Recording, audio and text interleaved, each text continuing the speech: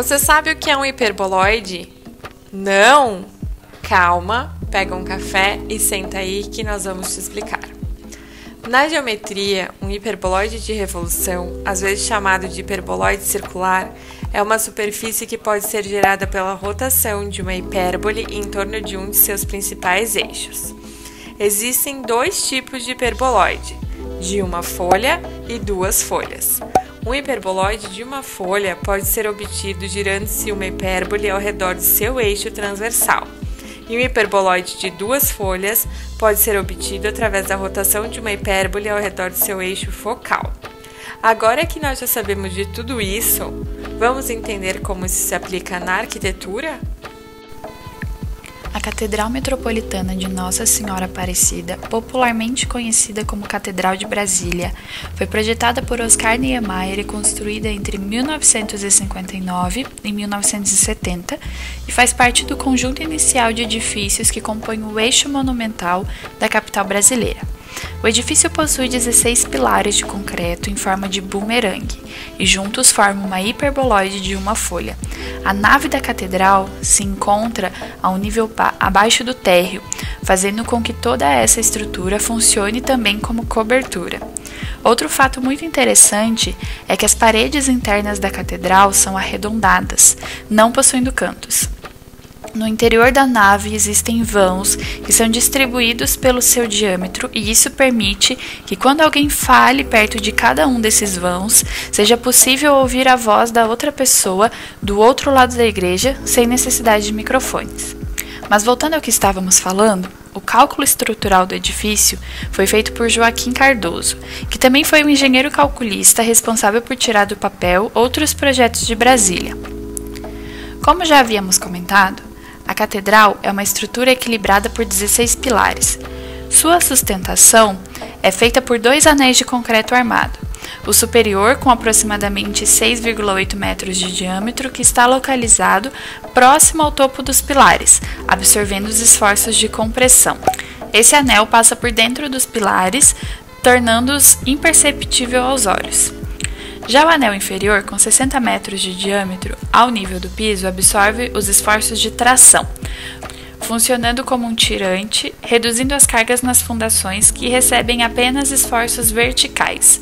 Esse anel só é visível no interior da catedral, e a laje de cobertura não tem função estrutural, mas apenas de vedação.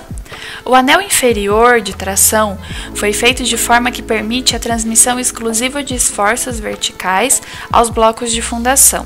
O espaço entre esse anel e a infraestrutura foi preenchido com placas de neoprene. A estrutura de suporte dos vitrais é composta por treliças de aço tridimensionais fixadas ao longo dos pilares de concreto através de barras de aço.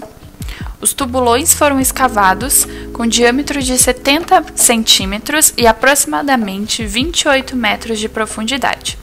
São 16 blocos ligados através de cintamento, apoiados em 16 grupos de tubulões e através dos blocos de fundação nascem 16 pilares, um em cada bloco, que suportam um anel de onde saem as 16 colunas que marcam a estrutura da Catedral de Brasília.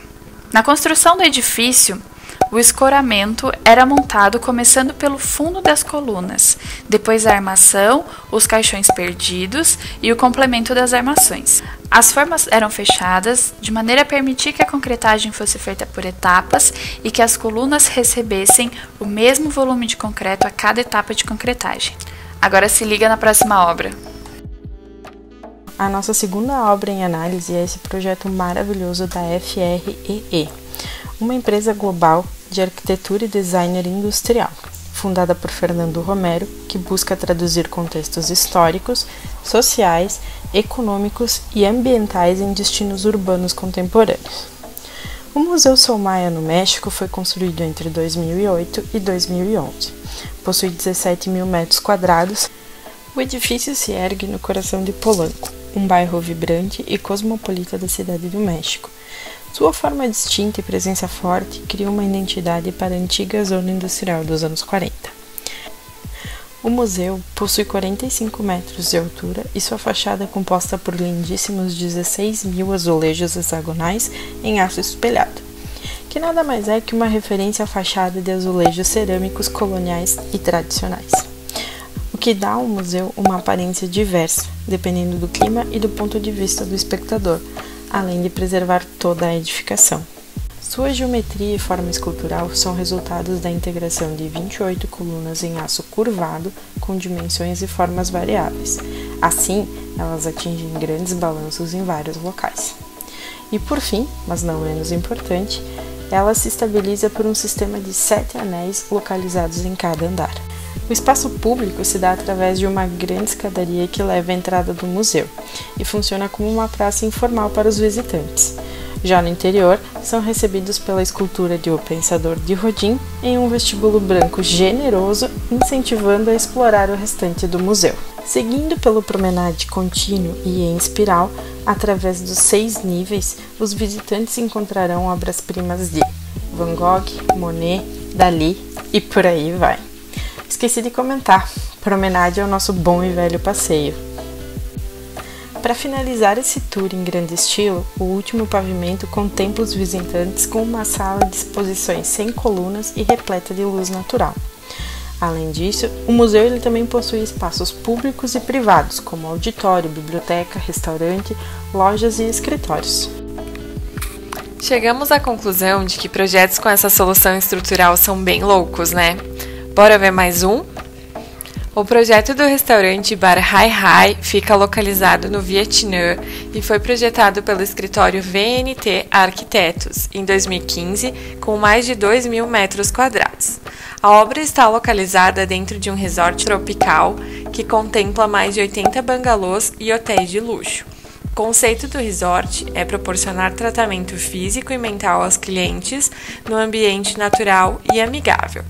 Puro luxo, né, senhores? Mas vamos ao que interessa, a estrutura desse maravilhoso restaurante. Ele foi projetado com uma mistura harmoniosa de vegetação, pedra natural e bambu.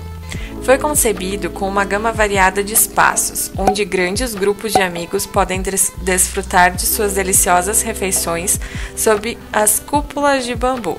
Uma família ou um casal podem desfrutar das suas refeições em áreas mais privadas, ao lado dos pilares cônicos que dividem visualmente o salão em espaços íntimos menores, criando áreas semi-privadas. Para fornecer luz durante o dia, existem clarabóias de vidro na parte superior de cada abóbada no centro do edifício que conduz a luz natural ao espaço de refeições. A estrutura principal do restaurante é projetada em bambu, que receberam tratamento natural no local e podem atingir até 80 metros de vão livre.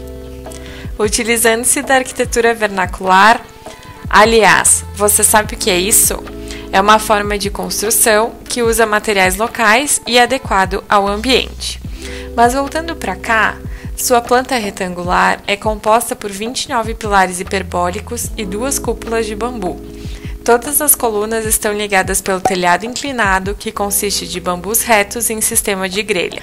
Agora vem a parte mais legal, louca e interessante deste projeto.